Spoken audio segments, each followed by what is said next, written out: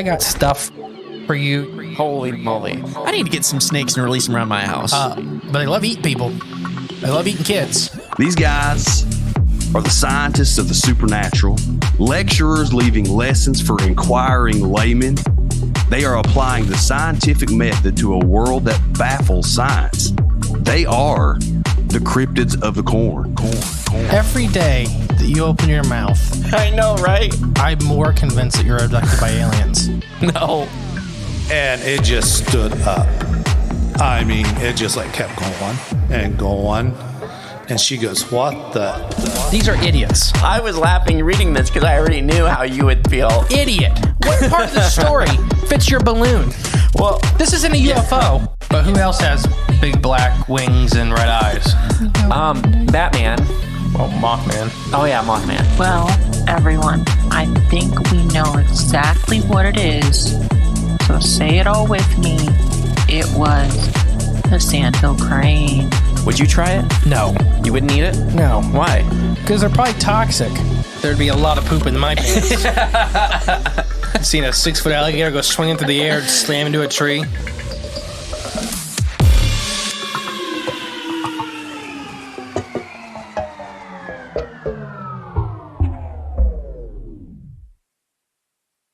I'm ready. Oh, Yeah. welcome back to Cryptids Corn Podcast. I am the great and powerful Mr. E. And holy moly, I'm JClone100. Speaking of which, the J Holy Moly shirt is available at cryptidscorn.com for purchase. I'm looking at it for the first time. I love it. I love how wall-eyed you are.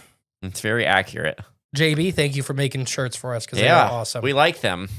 I like the cartoon versions of us. Yeah.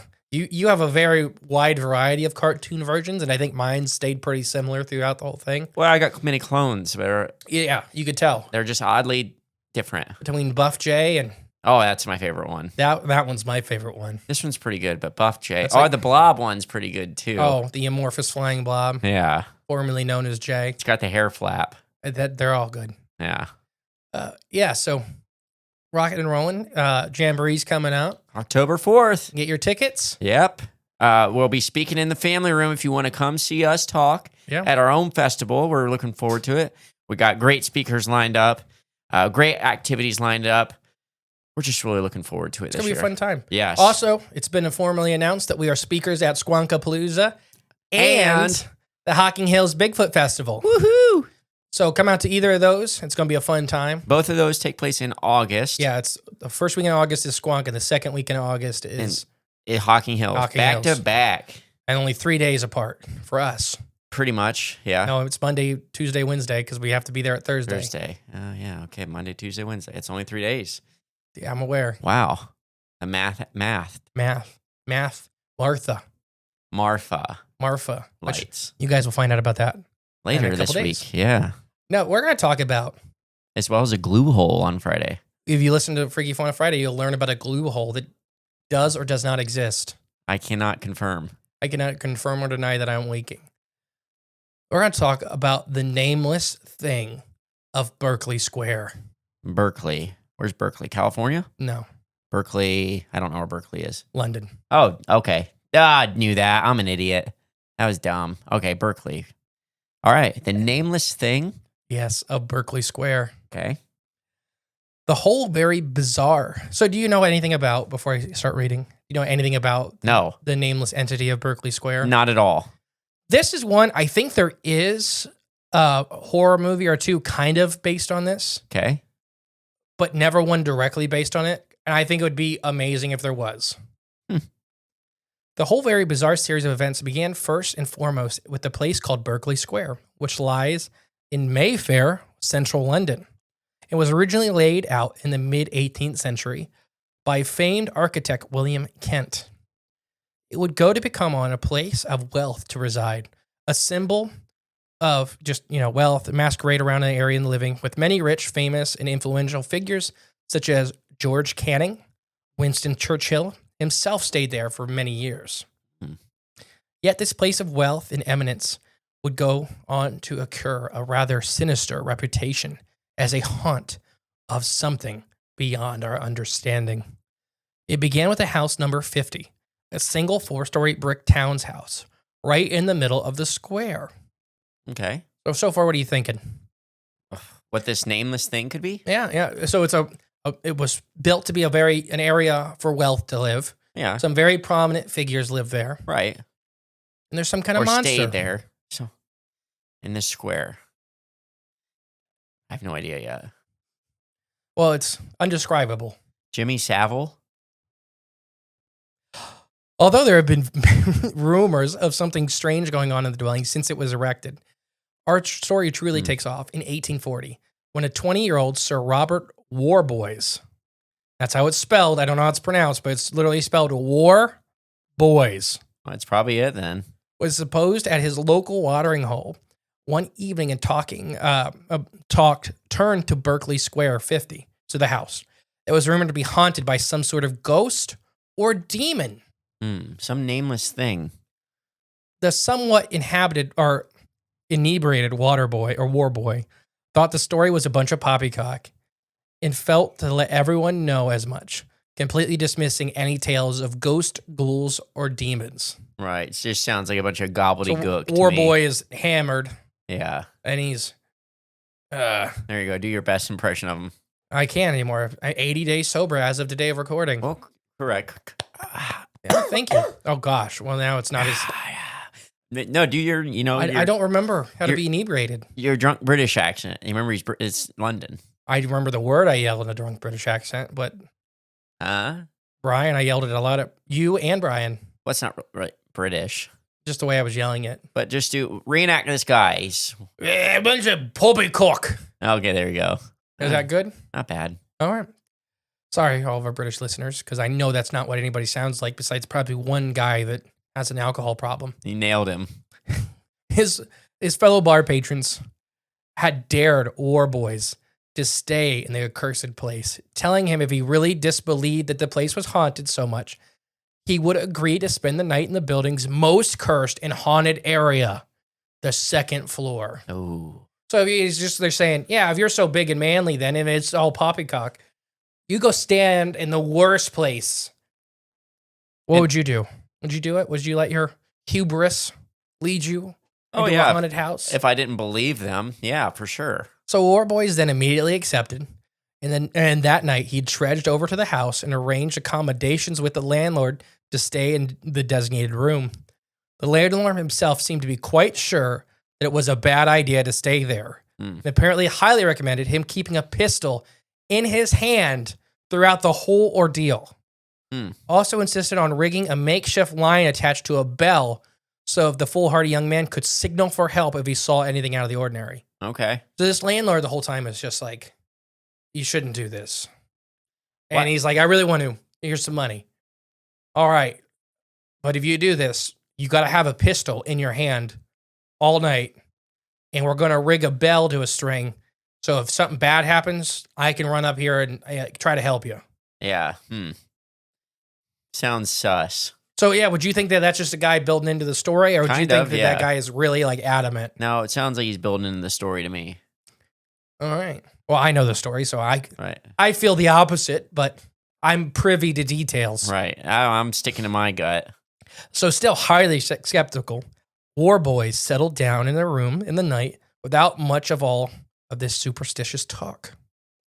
It was not even an hour later, just after midnight, that the landlord's rigged bell started to ring incessantly, waking him from his sleep. So the landlord's sleeping downstairs, next building over, Right. has like a bell hooked up to a string, and the bell's going nuts. Like they used to do when they bury people. Yeah. They tie that string to their finger. Yeah, so the bell's going nuts. Okay. That's what working the grave shift came from. What? Because somebody would have to stand out there in the graveyard all night and Oh. listen for bells. Listen for bells. You heard one ringing.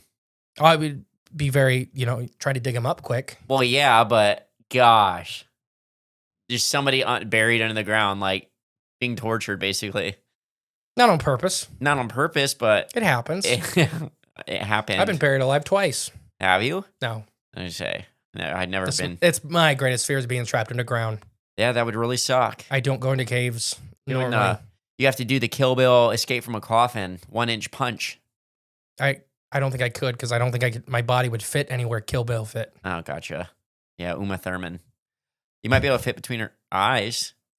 The landlord got out of bed and was thinking about what next to do when a single shot from a pistol echoed through the building from the second floor. Okay. So the landlord hops up out of bed and hears the bell. He's like, all right, I got to go help this guy. Boom! Here's the pistol fire. Fire goes off. Yeah. Like, oh. So that was enough to spur him into action as he rushed up the stairs to see what was wrong with his patron, the whole way expecting the worst. Just expecting this guy to be dead. Dead, yeah. When he arrives at the room, he forced his way in and found that it was mostly the way it had been, save for the boy or the body of Warboys sloshed down in the corner. Okay. So he gets in the room. He has to push the door open. Right. Most of the room is pretty much how he left it, but Warboy is laying like hunched over in the corner. Okay. The pistol still gripped tightly in his hand. The closer he closely looked at the fallen man, showed that he seemed to be dead, and that his pale, lifeless face was twisted and contorted into a grimace of terror, lips drawn back and his eyes bulging out, as if he had seen something that had literally scared him to death. Whoa. Scared to death. I forget who posed the question. I think it was Stephen Wright posed. What happens if you get scared half to death twice? You die. Or are you only a quarter alive? No, you just die. Hmm. It's like a whole health bar. It's not, Right. doesn't count how much health you have left. It's just, But if you get scared half to death once, it's half your life, right? it's 50% of your life, your then if you total life force. But if you get, it's okay. Now, if you get scared half again, It's your total life force, I don't which even know. though you've been knocked down. I don't know. Across from the corpse was a single bullet hole in the wall, but any intruder or would-be apparition that had scared Warboy to death, there was no sign of, nor was there any trace of what the dead man had frantically fired at. There's a hole in the wall. Yeah. So what do you think? It's a trick. An elitist. What's the word? Like a trick house. Like where. What's the name of that? Like I have no idea. Like where there's booby traps everywhere. Like that one house that guy built that just led stairs to nowhere and. Not a guy. It was a gal. Gal. The Winchester house. The Winchester house. But what's that? What would that be called? I mean. It's a mystery house. The Winchester Mystery House. So it's a mystery house with trapdoors and stuff, and they got people they hired like murder and torture people on the elite's entertainment benefit, and he was trying to sleep, and someone snuck in through one of the trapdoors, and he tried shooting them, didn't get him, and they killed him. The legend of the evil place would only grow from there, with others reportedly seeing some sort of entity on the premises over the years, which varied in description from an amorphous blob of mist to a collection of living shadows. Okay. To a humanoid from the shadow, like a shadowy man type thing. Yeah. To a slimy ooze with claws and even tentacles that made a slopping, slurping noise as it traveled. Ugh. Just ooh. Yeah. Whatever it was also appeared to have the ability to drive whoever saw it absolutely mad as if they gazed upon it long enough. Such was the case with a maid who had allegedly gone into the residence to clean and had later found stark raving insane in one of the rooms. So she went nuts? She went nuts, was screaming and was like pounding into the corner of the room. Yeah. Like her brain was fried. Okay. Wherever one of these entities were. Yeah. What do you think? Odd and weird. I don't know. There's more to the story. I need to know. In another case, a nobleman reportedly spent the night there and found the next day deliberate drooling basket case. So he spent the night in one of the rooms. When he got there, he couldn't even talk. He was like murmuring to himself, drooling. Like he went completely insane. Okay. His maid shattered, but also by some unforeseen forces. Okay. Gas leak. Similar to Warboys, another young man by the name of Lord Lettern decided to try and brave the stay at night in the attic of the residence in 1859. There, he supposedly encountered a strange apparition with tentacles, kind of like an octopus, but not quite. Okay. That's the best description. Well, yeah, I mean, that's anything with tentacles. Yeah. Which he had fired upon with his rifle. When he went to see if he had killed it, he found nothing there, just bullet holes and shells from the gun. Right. This particular description would become common in many reports of the thing. It looks some sort of globular phantom octopus, although the twisted, deformed features, which would leave its various trails of stinking ooze in its wake, Yum. like a big slug. Yummy. Great, isn't it? Yeah. So halfway between Slimer from Ghostbusters and an octopus. Fair. I can see that because he left that Sludge. Ugh, yeah.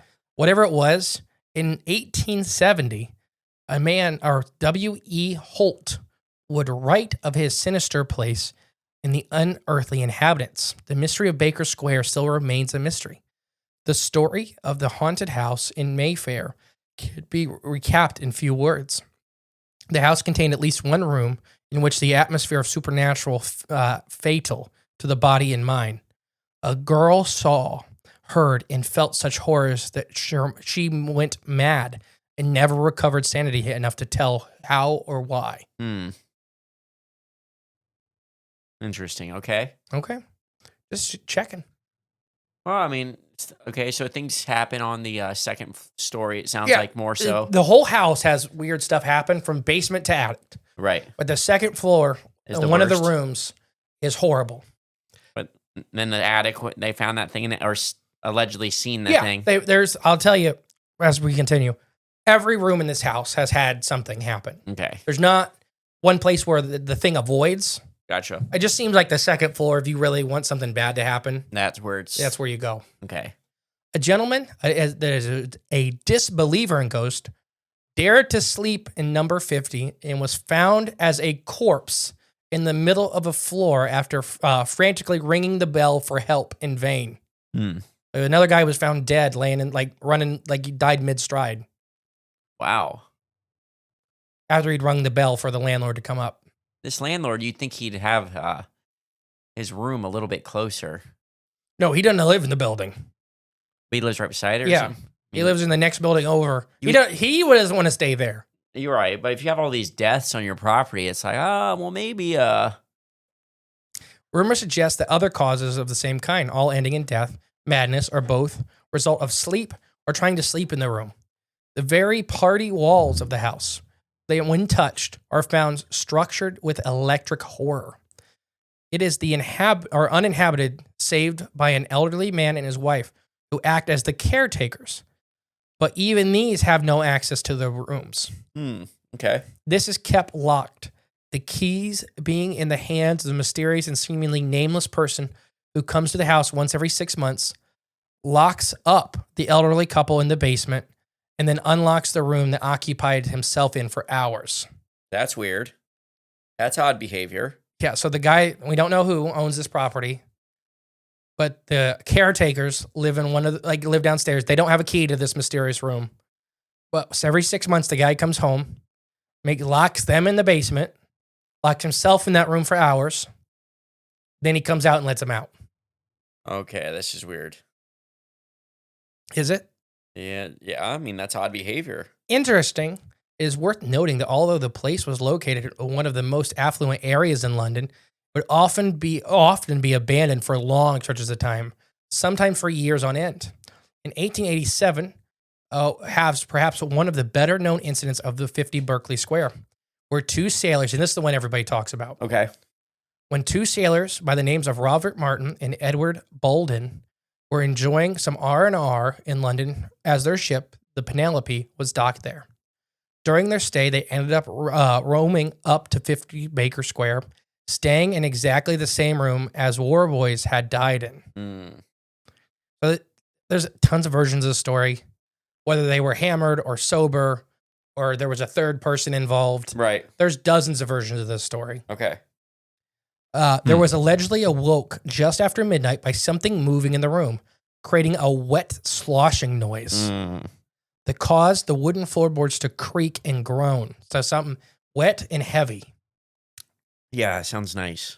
When Bolden tried to investigate who the apparent trespasser could have been, he reported, came across an amorphous pulsating mass of gray blocking his way, which according to his report had leapt to attack him even as Martin had woke up to join him.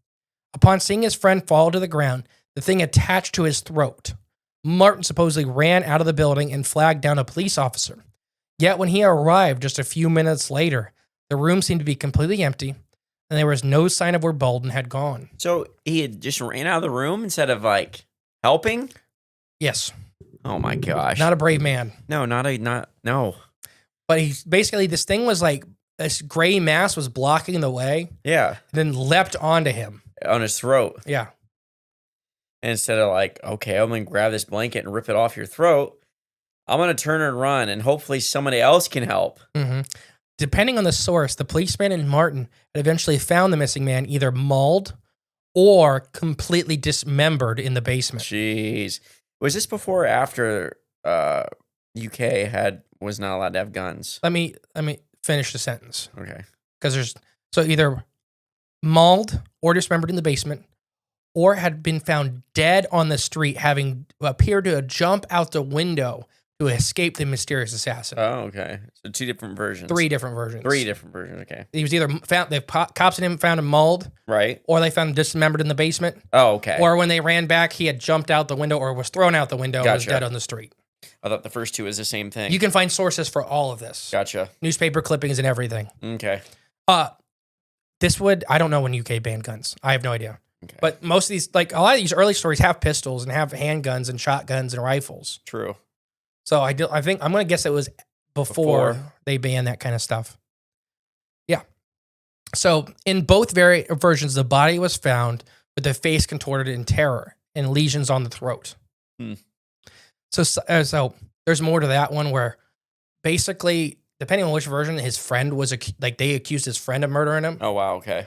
There's another version where there's a third person, and that he had got up not Bolden. The other one had gotten up to pee, and when he came back, the other guy was murdering his friend.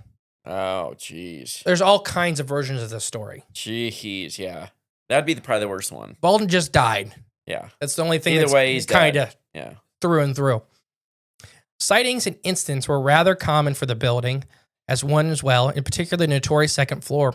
And it went on until the 1930s when Ed Meggs turned the place into a bookshop and antique shop called Meggs Brothers, which remained open until 2015. Oh, wow. Apparently, when Meggs moved in, he locked the places on the second floor, had totally been off limits, with whatever was up there had gone on pacing about and waiting for victims that would never come. So when he bought the place, he knew the legends. He completely Just locked it down off. the second floor. Yeah. 4-story building plus a basement, completely locked down the second floor, and he could hear the thing pacing. Yeah. Whatever this monster entity's apparition was. Right. But it was pretty. Like you had to go in there to initiate whatever would come next. So it had calmed down a little bit. Okay. So he locked down. Although there had been no new spooky incidents, the building had never really lost its ominous reputation, and is still widely toured as one of the most haunted places in London. It's on pretty much every big ghost tour in London. You'll pass the Berkeley Square. I mean, you get everywhere in London in It's all bodies. 2 hours or whatever. It's all bodies. All bodies. Remember, like, because of how many people have died in London? And Yeah. they'd crack a wall and 8 skulls fall out. Yeah. Because it's old. People have lived there a long time. Forever. Or stacked on top of each other. Mm-hmm. There have been many theories of what has gone on in the so-called place. So that's a lot of the hauntings. So before we continue, we'll get into the theories and stuff like that. We'll take our ad break. Yeah, I'm a little hungry. You're a little hungry? Are you sure? Yes. Are you really sure? 100%. How sure? About this, sure. Welcome to the latest episode of Cooking with S.7. And today I'm joined by a special guest, the Veggie Man. Say hello, Veggie Man. So you've got a special treat for us today. You're going to be cooking a new veggie dish, a vegan dish for us today. And what do you got on the menu? Ooh, artichoke asparagus spread, eh? You know, I don't particularly like this, but I'm going to go on out on a limb and give it a try. Oh my goodness. It's delicious. What's the secret ingredient? Flavors of the forest Bigfoot breath? Raw garlic dust? Wow. They freeze dry the highest quality of ingredients raw to capture the flavor you won't find in stores? Wow. Thank you, Veggie Man. I'm going to add this to my kitchen. That's Bigfoot breath by Flavors of the Forest. You can get yours at flavorsforest.com, and you can cook /corn. Sorry, flavorsforest.com /corn, and you can cook just like the Veggie Man. Also, make sure you want to take your kid fishing, you want to get them involved in the outdoors, join the Junior Anglers of Indian Lake, Ohio.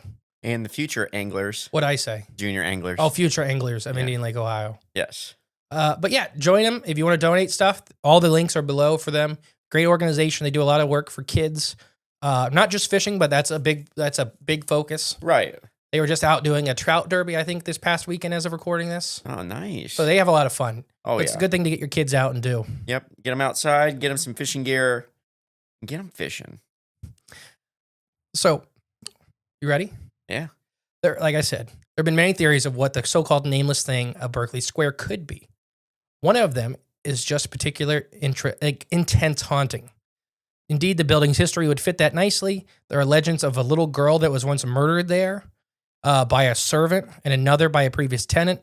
A young woman had committed suicide by jumping off the top window after being physically abused by her uncle. Oh, that's not good. It's much worse than that. That is just all I'm going to say. Gotcha. Okay. Uncle did very bad things to her, and she committed suicide. Another tenant known as Mr. Mayers was a recluse hermit who apparently went insane and died in the house. So there is just tons and tons of reported. You can find these deaths that happen at 50 Baker Square. Mm-hmm. Everything from little girl to a servant to war boys. Even before like the monster. I'm talking about when this is a tenant building. Oh, gotcha. Okay. So there's tons and tons of deaths, horrible deaths, not just dying in peace and nothing like that. Right. Yeah. So there's always that chance that this is just an actual intense haunting. That whatever happens, I'm a big believer that human souls don't get stuck here, but not saying that whatever ghosts are something different. Yeah. Whether they feed off of like negative energies or the horror created in places. This place has enough history that it should be haunted. Right, yeah. Enough history and enough death. There's a lot of death here. What do you think of that? I mean, if we could play a role. Just to recap real fast, it's people are seeing this amorphous blob thing. Octopus. What'd you say? Octopus mixed with what? You said earlier? I have no idea. I can't remember what you said now, but it was good. But they're seeing this thing. They're hearing it, and they're shooting at it even, but there's no physical evidence of it even being there, right? Yeah. Okay. Just want to make sure. Okay. I mean, still, and then associate that with a lot of history in this horrible building. With a creature, and when I say octopus, I mean roughly. Oh, right. Because there's some of the depictions of some of the eyewitness sketches of this thing are tentacled, but like they have claws and pinchers and these like kind of cephalopoid in nature, but not really. Okay. There's a lot of extra stuff. There's also an idea that this is a demon here, that the house serves as some sort of doorway between dimensions, though which a strange entity ventures through. So let's talk about that one. This is a demon that resides in here. So one of the original owners was doing extremely weird. I seen everything where people are claiming rituals like every 6 months. Great. Crowley types get lumped into this. Some of the old occult types. Yeah. Where this could be either a byproduct of dark magic rituals. Okay. Like think of if dark magic creates a wound on an area. These may be the bacteria that fester. Yeah. There's just these horrible entities. That could be why there's several of them. Some are big, some are little. They have different looks to them. There's real evil happening in the house. Right. And these are maybe not full-blown demons, but something of that realm that feeds on all of that darkness. Maybe it's just I don't know. Maybe what you would interpret as a demon is just that. The other side of it, know. is something that happened with my haunted house Okay. where there was dark rituals happening. Yeah. They put guard dogs in place. What if this is a dark ritual guard dog? Well, why is it? Well, what's it guarding? I guess. I mean, So if there's like dark rituals, so if there's whatever the occult nature that the guy was doing every 6 months or so often, it would be put in place to keep that from first off being discovered, and if he's hiding stuff from other people practicing or people with knowledge of that. gotcha. So not just the normal. So when I talk about the entity that in our our haunted house, I wouldn't say it was extremely intelligent or anything like that. How I can put it is a big mean dog on a chain, Yeah. and the chain was just extended to the house. Right. Yeah. Exactly. Yeah. So it did not care who or what was coming into the house. As long as you were in its range, It was going to attack. Yeah. So it could be one of those entities where it's basically nailed down to this location to protect whatever. And it's not protecting it out of the goodness of its heart for its master. Or nothing Right. like that. It's just what's It's just angry. It's a big its job. It's or a something. monster. Yeah. Like in the true sense of the word monster. It's a monster, and it will attack in anything that comes in. Yeah. I mean, that could be what it's ordered to do or programmed to do. Mhm. What do you think of those? What, those options? Yeah, there's that kind of thought pattern. I mean, I can't discount it, especially with the dark ritual. You're opening up portals to different worlds that are just dark and evil. And there is so much with that guy that would come every 6 months and lock the caretakers away, where it's unverified or he said, she said kind of thing, where I don't know if it's really happening or not. It's probably tax evasion. Tax evasion every 6 months for one night. He has to 3 come hours. in, rework all the stuff, change all the meters, roll everything back. That was an Always Sunny in Philadelphia skit. What's that? Frank had an office somewhere in Ireland Okay. that he was housing all of his, he was running all these sham companies and scheming and all this. All the documents are in this office, and they had to burn them and shred them. Okay. But he was the main coke pop provider for Epstein's Island, and he'd been to the island a whole bunch of times. And it just was, they always, it was one of the more recent episodes, obviously. Yeah. But so he's just shredding all these documents that just say Epstein's Island on them, like this huge box that says Epstein's Island. That's pretty funny. So just there's that. It's happening here. Oh, absolutely. Because he was an American, they had to go to Ireland right. to do that. This is another American that has to go into UK. London. Yeah, London. And Yeah. all right, so I'm going to lock you down here so there's no witnesses. And his pet octopus would help him shred documents. Yeah, that's what they're doing. All right. Mystery solved. It was what he used for ink. Well, those are, I don't know. What? I don't know. What? I'd say those are squid, but No, it's octopus. all cephalopods. Yeah. Not all cephalopods have it. All cephalopods groups have the ability to produce some kind of ink or gel or slime. Gotcha. Okay. Interesting. But yeah, I mean, as far as the portals thing goes and Let's the talk dark about ritual magic. the dark ritual magic first. Yeah. Okay. What do you think of that with a demon or an entity being attached to the place, whether willingly or unwillingly as a guard? 100%. Through your experience. Yeah, I mean, yes, literally. I think that may just be on Patreon because there are people still alive involved with that, Right. with the dark side of it. Right. And we knew that existed in your house. I mean, you've seen the thing. Yeah. So there's one thing to it. But then you got Crowley Mhm. and what is ham? Lamb. Lamb, whatever. It's just reminds me of that.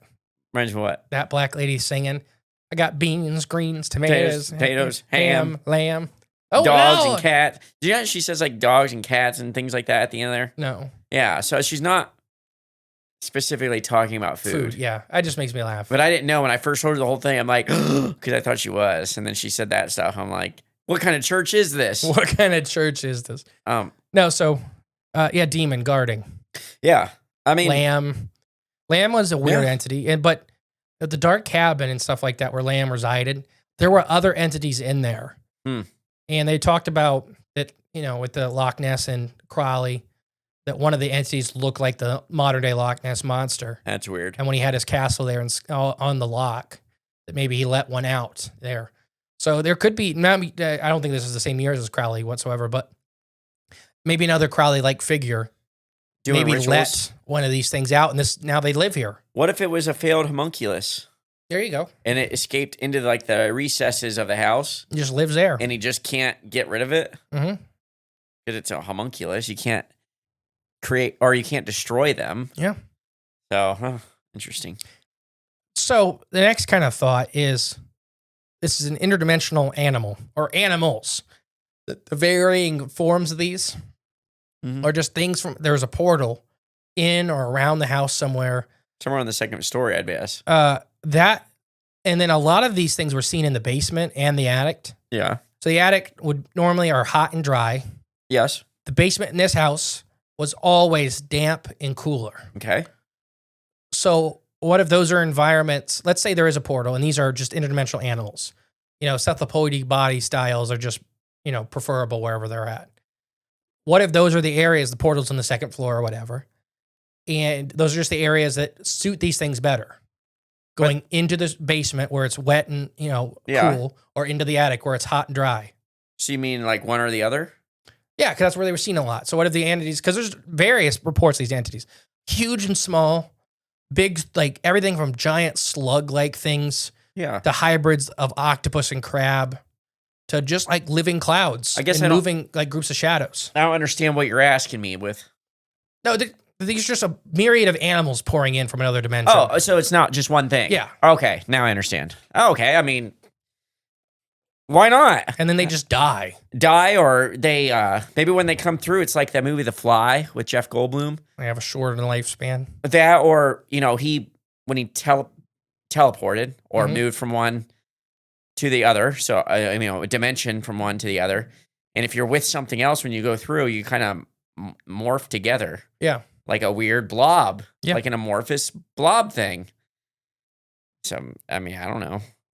There's always ghosts, specters, or phantoms, whatever those are. With all, like we already just said a minute ago, with all the horribleness that's happened in this house, Yeah. there could be just something like that that's feeding upon the darkness. Well, and very related to our Wednesday this week episode coming out in a couple days. Something where a lot of trauma could cause some bad energy to stick around, some bad voodoo. That's what I call it, voodoo. I don't know why it's funnier to say that way. Jimmy said it once at the bowling alley. You put the voodoo on me because he can't say words right sometimes. So I've adopted that form of voodoo. Hmm. It's more enjoyable to say. But yeah, anyways, it's bad voodoo. So, another theory is that this is an actual octopus. Okay. Like the Pacific This tree is- octopus? Yeah, well, yeah, this is like that. No, that this. So the Thames River, however you say it, Thames? Thames or whatever. Yeah. in London. Thames? Yes, Yeah, Thames. especially these old buildings in the 1800s. Uh-huh. A lot of times, the sewer system directly connected to the river. Yeah. Sea life would come up the river all the time. Whales have even been seen up there in olden days. So wait, hold on. Now, let me finish this Okay, thought. please do. I'm not saying there's an octopus climbing around the house or nothing like that. That's what I thought you were getting at. What I'm getting to is there could be some gelatinous forms of sea life Mhm. that have ended up in the basement. Hmm. Because the basement, depending on which description in the 1800s, literally had sometimes feet of water in it Yeah. from the river. Sure. So what if that's what started this whole story? Is a giant sea slug or a calorie or some of these other, just big gelatinous animals from the river or the ocean. Okay. Maybe even an octopus had ended up through the sewer system there. Okay. And that started that you were scared in a basement in a haunted house and you seen this gelatinous thing crawling on the floor down there Yeah. and you freaked out. And that's kind of what spawned the story. But then, okay. So you're suggesting maybe the deaths and stuff on the second floor? Did those happen? So with the two sailors, that's the most famous one. Yeah. Two sailors that died, or the one sailor that died. Yeah. There is 50 different versions of that story published in papers. Okay. I have no proof it's real. Gotcha. So it could be like Weekly World News stuff. Or yellow journalism at the time, Yeah. where they just wanted to print a scary story to sell papers. Right. Yeah. But even quote unquote renowned papers would do that stuff. Still do. They still do. Still do. So Every day. let's say there's a bit of truth to it, and they actually did see a gelatinous creature. Yeah. And there are, freshwater gelatinous creatures. Well, what are those things called in the sewers that like the cyanophores? No, good guess. Aligokeet worms. Yeah, leaky worms. So that's one thing too. It could be a giant. So aligokeet worms will ball up and actually look like giant masses of Right. carpeting yeah. or brains. Right. And when they're distressed, so it could be a big pile of something like that, an aligokeet worm pile. They react to light. They move and slosh around. It's millions of little worms, but when they hook together, they act like one thing. Right. And it's a defensive mechanism because they'll unfurl and go about their own business. Yeah. But when they're scared or they feel a predator coming, they just lock onto each other. Like, you ever seen, I think it was beehives, where the bees are all connected together and they almost look like one big Thing. vibrating thing, yeah. And So- they move in like weird patterns and waves. What have they seen that thing from the sewer down there in the basement? Okay, and then just let their mind wander. Because Columbus had a big problem, and it could be another thing like a slime mold, Columbus. a massive slime mold. So Columbus, Ohio, had a problem where slime molds were crawling out of the drains of people, Wow. and we had it happen at our office that I worked at, and it literally was a giant green-yellow amorphous blob that was crawling. And people say, oh no, food we eat's fine. That was out of the drains, though. Oh, okay. That was the other end of the water system. Oh, gotcha. Okay. No, but like people's basements and stuff. Yeah. They just was whatever that colony, the type of thing was. they get in there. It was really big, and it would come out literally during night or when you turn off the light. It would start crawling back in when you turn on the light. Oh, that's so weird. That'd be awesome to see though, kind of. It I would- wouldn't want it in my house, but so I'd what like if to there's see something it. like a giant slime mold down there or whatever in the sewer systems? But they react to light sometimes. Crawling around the house. So you have your lantern or whatever down there, and it just furls up. yeah. And you're like, what was that? Right, yeah. I mean, I would react probably oddly. Another thing, the rumor was just fabricated. All of it? Mm-hmm. What, to sell rooms? The exact opposite. Huh? So Oh, to there's keep people some out. history that there was actual counterfeiters held up in the house. Okay. So people printing fake money, Okay. people using the house as legal business opportunities. So that those people had made up the horror stories Keep people. and fed the stories about the dead sailor and stuff into the police to keep people away. Mm. And then it took on its life of its own. You can totally see that too. Yeah. I mean, I wouldn't rule that out at all as being the option. I mean, some of the story does seem a little far-fetched. Yeah. Like the landlord, you really shouldn't stay there. But if you do, well, first give me your money. All right, now that you're staying there, here's this bell and a gun. Stuff hits the fan, ring this bell, and I'll be right there. Don't you worry. Yeah, I don't know. It just seems odd. Seems a little fabricated to me. Yeah, and there's a lot there to it.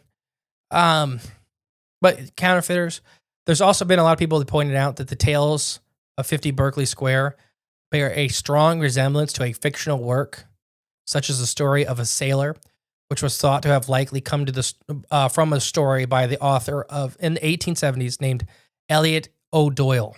Oh, I know him. O'Doyle. I don't know. O'Donnell. So there is stories that were written around the same time that are similar. Similar, okay. Whether it's chicken or egg kind of deal. So, Did he hear the story and then write a book about it? right. Or did he write a book and then somebody started the story? Was it a book he wrote about it, or It was in one of his books. in one of his books? Okay. So it wasn't the whole book wasn't about it, but it was a part in a book. Gotcha. Okay. So, that kind of chicken or egg thing. Right, which came 1st? Mm-hmm. But there's a big point that this is just an expensive, like a wealthy, fancy area. And this house just sat abandoned for extremely long stretches. Yeah. And people just started making legends. To it. Yeah. And that's what we do. That's what humans do. Yeah. It don't matter where Oh, you yeah. are, what race, what country. If there's a house that sits abandoned for long enough, there will be a witch that lives there. There will be a monster in the basement. There will be, vampires that lure people in. If there's a niche, something will fill it. Yeah. Nature So- abhors a vacuum. It just happens to be whoever owned this building kept it empty for whatever reason. Well, probably tax reasons. It gets back to taxes. And It's a tax write-off. It just started building its own story. And it, once the story took off, people start talking at the bar. Well, I have a buddy that met one of the sailors. Right. And then, so you tell that to a newspaper journalist hears it and all that. And of course he's going to write it because, this is back in the day. I mean, now, I'm not going to get into it. We'll let those other guys handle it. I think I see him at the door. Yeah, they're ready to get in here and start recording. Another one I have is it was a prank. All of it? Just on the guy or on everybody? One of the original guys. Did the War landlord Boys. was in on it? A War Boys. Yeah. That it was an octopus, a dead octopus from the fish market that they'd put in one of the rooms. Yeah. Or even a live octopus from the fish market they'd put in one of the rooms. And he had seen it and freaked out and either actually had a heart attack or ran away, freaking out. And that kind of started a story of this slithering monster. Right, yeah. Because that happened. Because this is the home of eel rope. What's that? It's a sport. It's banned now. I think it was London. It was somewhere in the UK where they would hang a eel from a rope over the river and you'd have to run up and try to grab it and you'd win the eel, essentially, like a conger eel. That sounds like fun. It started, I can't remember the history, but yeah, it was a sport that people really enjoyed.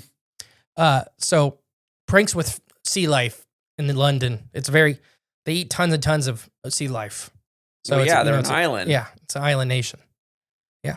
I already talked spooky story and we talked about sea creatures sneaking in, interdimensional portals, demons. Last one is I've seen a couple people say that it's an alien. Mm-hmm. That there's UFO activity around the same times as some of these 18 and early 1900 reports. Okay. That there was lights in the sky were seen the same nights or within the same days of the same night. Okay. Kind of deal. It's so long ago and it's so fragmented. And I don't even know if half these encounters are real. Yeah. That I have no proof of this. That would not be one I would put my hat on. Right, yeah. That you throw in the category real. But this would be one of those things that I'd say an alien is more apt to look like. Okay. An undescribable creature. Well, and the thing is, what I was thinking is being interdimensional. Yeah, like you said, undescribable, or our brain can't interpret. Yeah, it's having trouble. So it just kind of... Several of the witnesses, that their best description is kind of like an octopus, but not really. Yeah. That's the best they could get. And you see some of the drawings of this thing. People have trouble drawing it even, where it's halfway between a stingray, a crab, an octopus, and this flying spaghetti monster. And Jabba the Hutt. There's some of those. And Pizza the Hut. Might as well throw him in there too. Pizza the Hut. But there is that. How I believe about aliens, this would be kind of fitting that vibe. Does not look like it's supposed to be here. A different. Biosphere. Biosphere. Had to reach into the bag and get that word. But like you said, interdimensional. That kind of interdimensional biosphere. Yeah, fit the same thing where it just does not look like it looks like it's alive. Right. But not Earth life. Right. Yeah. It's different enough to be. Well, there's some parts that we can kind of recognize, and other parts can't even tell. When it comes to things like that, I do wonder if it's things getting mashed together, like DNA mashed together, and creating these abominations. I like what you said about The Fly. Yeah, The Fly. The movie The Fly. Now I lost my train of thought. Okay, you said you liked what I thought, but now it's gone. Okay, sorry. I was gonna give you a compliment and you ruined it. Oh, well, man, I thought that's what you're talking about. It's gone. I must not like it that well. Like travel or interdimensional mashup. Nope, gone. You lost it. All right, fair. No, this is just a weird one that's always hung around. And there is in America, there is a story of a similar creature. It struck me odd. There is a well, and I think it's Indiana or Illinois, that this creature was seen coming out of. And the best way the lady could describe it is halfway between an octopus and a crab. Interesting. And some of the drawings are exactly the same, and it was another 1800s one. Yeah. Just this odd entity. Well, maybe they are just cave creatures. Or what if this is back in the day when, everything was painted, lead paint. There was a lot. Well, I mean, the Mad Hatters was the 1700s, I believe, but not 18. But still. But no, there close was enough. Lead. Lead was used in cans in the 1700s as a sealer, and it caused a lot of cannibalism on some voyages. Oh yeah. Or what if it's just properties like that, or some chemicals in the house that are getting in, breathing it in, Well, and we're- making you hallucinate. We're not smarter because we're still doing the same thing Yeah. right now. Or if there's a gas leak, something, and you stay in there for a few hours, you start hallucinating, seeing these weird things. You start seeing an octopus crawling on the walls. Right, yeah. I mean, I've seen some weird things. I guess not under gas influence, but sleep-deprived hallucinations. Oh yeah, you ran over that bear. And there was a bear. Well, I didn't see the bear. I You seen saw the a guy guy. on the bike. Yeah, we ran him over. But Admitted to a murder. yeah, a shadow guy, a shadow person. We murdered a shadow person, but he voluntarily laid down the road. So I don't know what you'd even call that. You knew you were going to murder him. It was weird. Trying to pray before he died. Yeah. No, it was weird. That was a weird one. There's a lot of these I've been getting into recently where it's just hard to validify any of this. There's so much. I mean, I love the 1800s and 1700s stories of monsters, but you just can't anymore. Well, no, and thinking about now too, modern day, You can't. we write all this stuff out. I mean, just say stuff that happens today, Yeah. like phenomena, weird phenomena. We write it down on, I don't know, a Reddit post, or you write it down on some online blog, or you write it on your notes in your iPhone. The second we lose electricity or we can't access technology, all of those stories are gone. Every single one. 1 generation, 2 generations down the line, 3 generations, it's gone. Yeah. It's gone or it's changed so much. But hey, you know, let's just keep pushing away from paper and pencil. Let's make sure the kids in school have their tablets they can all study on and learn from. And blackboards, we don't need that. We need smart boards. I can't even read or write. Well, that's not good. But it's better than I don't know. You get what I'm saying, though. I'm just picking on you. So with this 1800 years, I mean, it could have happened. But yeah, like you said, as time goes on, we lose less, or we lose more and more, and we retain less and less of the actual source. So I don't know, where are we heading in the future after where we're at right now? Look ahead 200 years and try to recall something. I remember I agree with you with. What was it? Is that, our brain's having trouble perceiving these things. Oh, yeah. So let's say it is real, and it's just like you said, the octopus is one of the weirdest body shapes that a human deals with as far as alien to us. As in, they're very strange. They're very intelligent. They're wonderful, amazing creatures. Mm-hmm. But every part of their anatomy, besides like the eyes, when you look at an octopus eyes, you know that's in its eyes. Right. But every other part, it's just so alien to us. Foreign, yeah. I mean, it's got a beak for crying out loud. So, and they look weird too. A venomous beak. Yeah, it's weird. A venomous beak. So the octopus idea in your head, maybe like they said, octopus, but not. Right. It's just because that's the best thing your brain can put forward is that it's weird looking. So octopus. And maybe that's the only word we can even think to describe. It's the only thing that'll pop in your head. You see some of that stuff in like Cthulhu and stuff like that. Yeah. Where, the indescribable Cthulhu drives you mad if you look at it. Yeah. And this is, I think, before H.P. Lovecraft, because I think he was early 1900s. I can't remember. So this is a little bit before, when we're talking 1880s. But it is an oddly familiar tale. Yeah, this is straight up some H.P. Lovecraft stuff. Yeah. This undescribable thing, monster causes death and madness in man. Yeah. Talking about, looking into the abyss and the abyss is looking back and it's monsters. So I don't know. What are you going with if you had to pick one? Well, first of all, I'm just going to pick that it's probably not real. Really? Yeah. This is probably one of them tall tales. But if it is real, probably is some like interdimensional abomination. I don't know. That's why when they shot at it, it's just there's nothing. I don't know. I'm pretty much in the same boat. I don't think most of these happened. I think this is a story that took on a life of its own, and a lot of he said, she said kind of stuff started happening. I know my brother knows the guy that met the sailor kind of deal, and the story just grows. And his cousin told me all about it. I do think there may have been something real to the original start, but we know every time that something scary happens, it's going to be blamed on satanic stuff. It's going to be the occult. There was a guy in robes going in and out of there every 6 months on the clockwork. Yeah. How would we even know that he locked? You didn't even say that. How would we know he locked the old couple in the basement? True, yeah. Who knows he would lock himself in the room for hours? Right, yeah. Who told that? Right, exactly. Yeah, now it's I was waiting for you to question me on that because you questioned me on other stuff. Oh. I guess some stuff I just roll with it. Like, how would that detail Well, ever get out? The old people. He just locks us in the basement every 6 months. And the journalists, okay. Yeah. That's a good beat. Yeah. But no, I'm going to go that maybe there was like the prank thing. Yeah. There was some evidence for that this That could was a always be. prank. Yeah. And then that took on a life of its own. Some weird form of life in the basement from the sewers.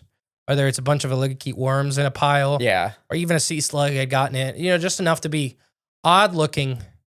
But, you know, weird enough to be like, you know, freak you out a little bit.